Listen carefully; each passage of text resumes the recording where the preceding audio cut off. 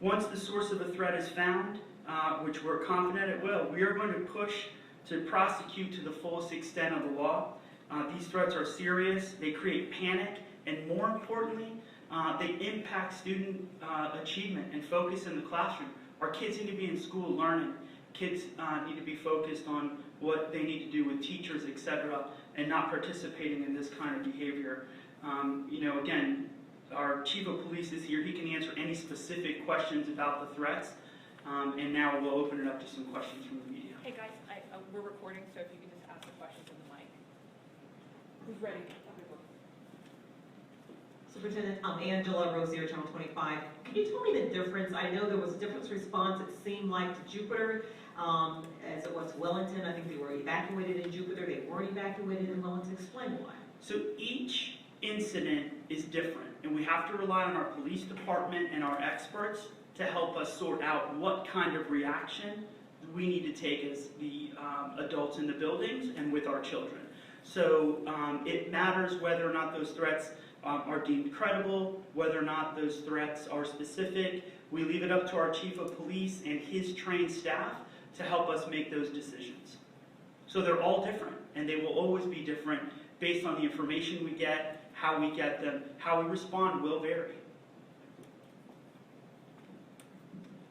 Hi, Superintendent Michael Bushner with CBS 12. I know yesterday a parent said to one of our reporters that if they had protocols in place, the situation would have been handled better. Can you talk about any changes, perhaps, that the district's looking at in light of what's been occurring at our schools, and have any changes been made as to how these are being handled? We have made some changes on the way we're responding in terms of our police department responding, and we'll continue to look at that and work with national best practices on that.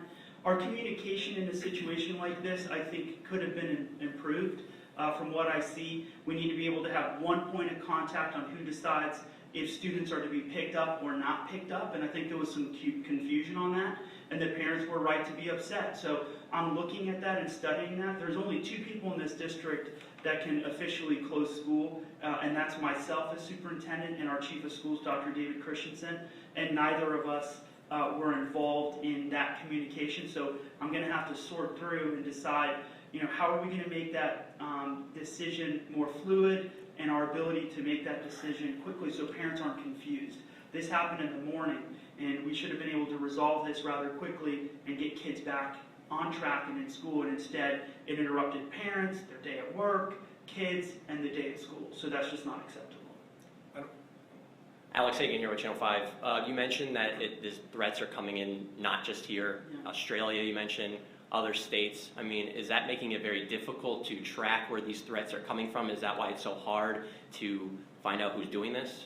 So that's exactly right. We also have not only received email threats, which I believe in this case the federal government who's assisting us with this, the FBI, will be able to more easily track that. They also have, in some cases, been using technology to disguise voices, etc. But again, there are individuals out there that are helping us, working with us to track where those calls are coming from. And look, this is not a game. This is 2016. Things have changed rather quickly in this world, and we need to make sure that people understand that when you get caught doing this, you will be held accountable. Is there any technology that the district's looking into as a way to see if you can kind of figure out where any of these calls could be coming from? I know last month Chief Leon held a news conference and talked about that. Can you update us on that search? Well, I'll let him add any additional information, but there are technology applications that we have. I'm not at liberty to discuss all of the ones that we have available to us, but we do survey social media that allows us to really track any particular threats that might be made, or any bullying incidents, or threats of gun or violence or drug use, etc. Chief, did you want to add anything else to that? No, that's exactly the response I would give. Yeah. Adrian Criscott, Telemundo. Have any of the persons responsible for any of the threats that we've had in the past have been apprehended, have been found? What has happened with all the other threats that have undergone? So obviously, because there's been a spike, we've been looking at whether or not there could be a link between some of these. So I'm really not at liberty to discuss much more than that, other than I want to thank local, state, and federal folks who are helping us sort through this, and I hope to be able to have more information to share with you about that shortly. Right, two more guys. How confident are you in finding the person or persons responsible? Well, I'm frustrated because it impacts what's happening in our classroom. And I think you also see airports and other public agencies, federal buildings across the country. This is not just a Palm Beach County. You saw nationally the entire Los Angeles public school system was impacted. Miami-Dade has received threats. Our threats have been specific to schools, and we are working with agencies to make sure that we keep our schools safe, that we keep our parents informed, and that it just doesn't distract us from what we're supposed to be doing, which is teaching kids.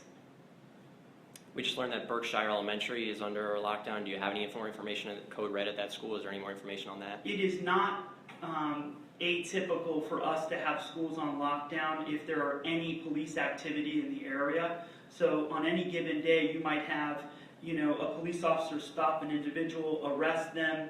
They might run from the police officer, and therefore, as a precaution, we lock schools down. I would much rather lock a school down than take a risk and wonder whether or not an individual from the community winds up negatively impacting the function of a school. So that is not uncommon, and yes, I am aware that we've had some police activity in that area. Last one, guys. Superintendent, two questions. What's your message to parents, number one? And the second question is, how can you stop this? Well, first of all, those are great questions, because the truth is a lot of this is about education. Making sure that kids understand none of this is funny. None of this is a joke. These are serious things that happen.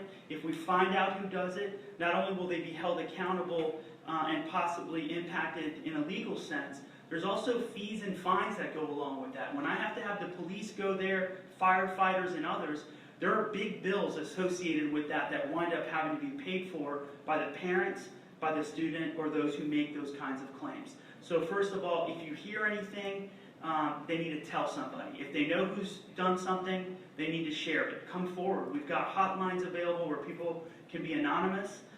We need to stop the foolishness, and we need to get back to what we're good at, which is teaching and learning. Thank you all for being here, and thank you for your support. You guys, Chief had a brief comment. Move the mic on.